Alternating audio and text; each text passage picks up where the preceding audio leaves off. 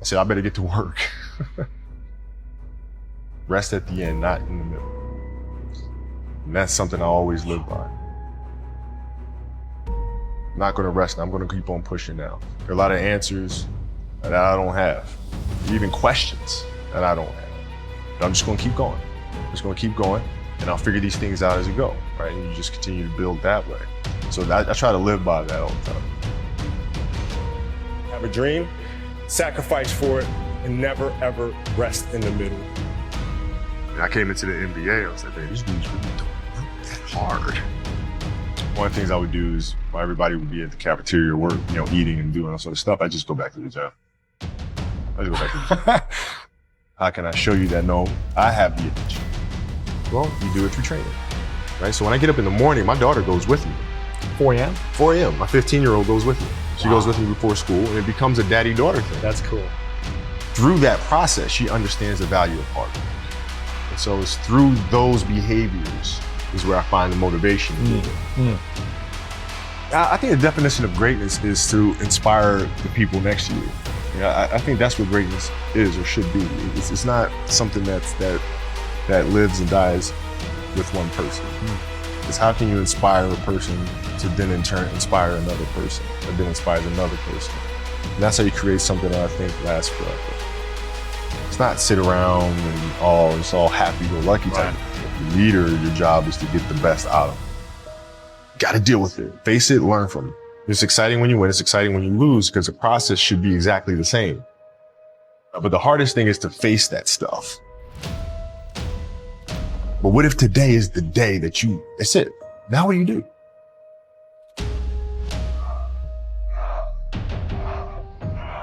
What can I say? Mamba out.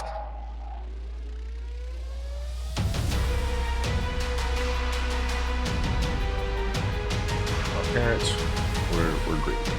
Growing up, they instilled in me the importance of imagination, curiosity, understanding that, okay, if you want to accomplish something, I'm not just going to sit here and say, yes, you can do whatever you want. Yes, you can, but you have to also put in the work to get there, right? So they taught me that at a really early age, man. And when you grow up as a kid thinking that the world is your oyster, all things are possible if you put in the work to do it, you grow up having that fundamental belief.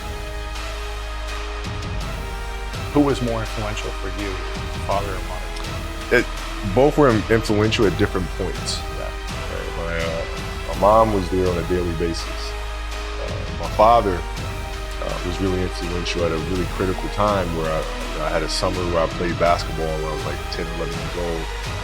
And here I come playing and I don't score 1 point the entire summer. Not one. You didn't score once? Not one. Were you in the game? I was in the game. How'd you not score? Because I was terrible.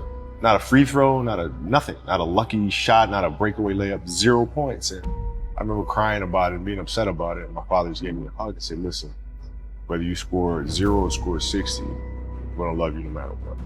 Wow. Now that is the most important thing that you can say to a child. Because from there, I was like, okay, that gives me all the confidence in the world to fail. I have the security with it. But the hell with that, I'm scoring 60. Let's go. Right. And from there, I just went to work. I stayed with it. I kept practicing. I think that's when the idea of understanding a long-term view became important.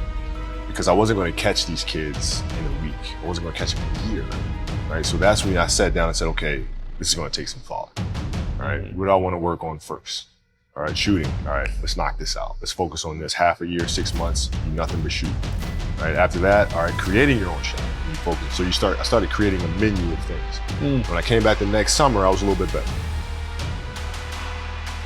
And then 14 came around, back half 13, 14 years old, and then I was just killing everyone. And it happened in 2 years. And I wasn't expecting it to happen in 2 years, but it did, because what I had to do was work on the basics and the fundamentals. But they relied on their athleticism and their natural ability. And because I stick to the fundamentals, it just caught up to me. And then my body, my knees stopped hurting. I grew into my frame. And then your athleticism, once you have the fundamentals, the hard work, the mindset, and you tack on the athleticism, it's game over. Then it was game. Wow.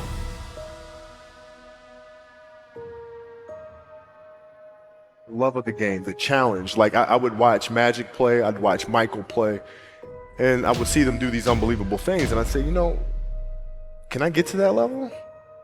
I don't know, but let's find out. Let's find out. And so that curiosity to see where I could push this thing led me down that path, I think.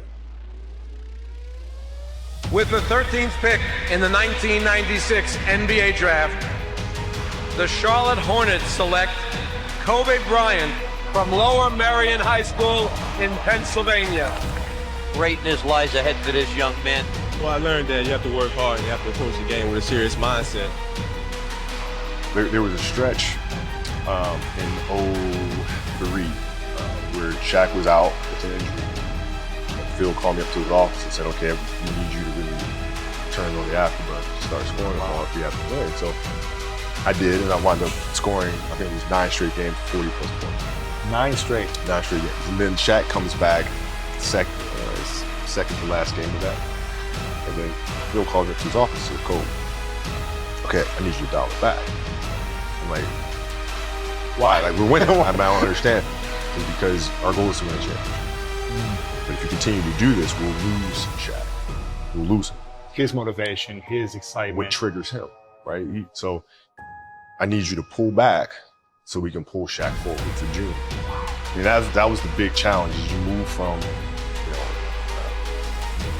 being the single dominant player to understanding, okay, I have to help these other guys. Or lift everyone else up. It's tough. It's more like you put yourself to the side, and you put yourself in their shoes and understand what they're feeling. And then you have to make certain decisions of, okay, what buttons do I need to push for this player to get them to the next level? So it's not sit around and it's all happy-go-lucky time. The leader, your job is to get the best out of them, even if they may not like it at that time. He was very demanding because he expected everyone to put in the same effort as he was. And that was unrealistic. You're not behind me, you're not in front of me, you're right there, parallel with me. Practice was very competitive right away. You know how Kobe is. We was drawing, we had it going sometimes. He didn't let me slip a lot.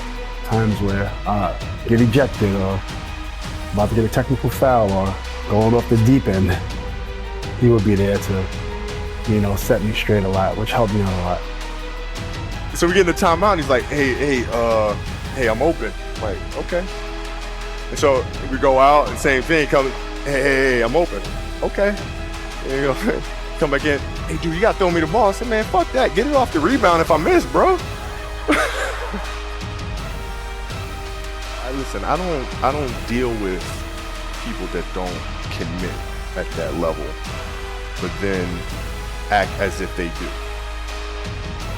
The running joke. He doesn't pass. And all this other crap. That's okay. You know, I'll take this 5. I'll take 5.